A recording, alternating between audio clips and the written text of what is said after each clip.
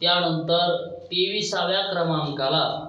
शूलप्रोत नावाचं वर्णन केलं आहे। जी लोक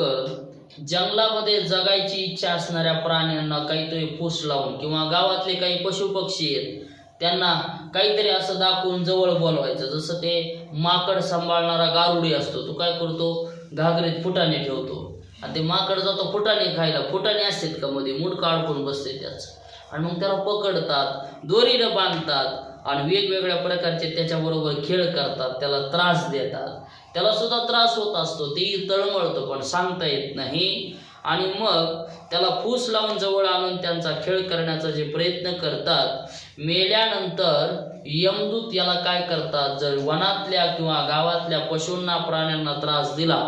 तर यमाचे दूत त्याला काय करतात,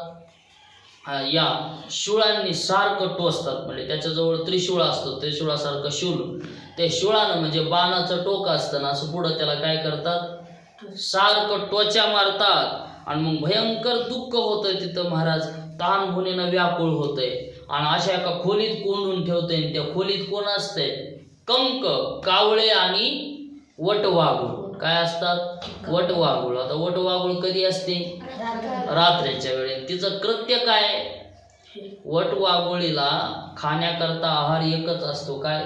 वटवाघूळ जगते कशावरती, तर स्वतःचीच विष्ठा तिला काय करावं लागते, खावी लागते, कारण ती टांगलेली कशी असते, उलटी टांगलेली असते, आहे की नाही, आणि तोंड खाली असतं, तीच विष्ठा खायची, पुन्हा जगायचं, पुन्हा तीच विष्ठा खायची,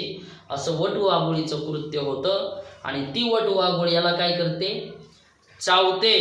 आणि मग भयंकर टोचे मारतात, आणि मग याला आठवतं कोणत्या कोणत्या प्राण्याला काटा टोचला, कोण्या फुलपाखरू मारलं, कोणत्या मुंग्या मारल्या, कसं कसं काय केलं, कुत्र्याला कसं कोंडून ठेवलं, कसा त्रास दिला,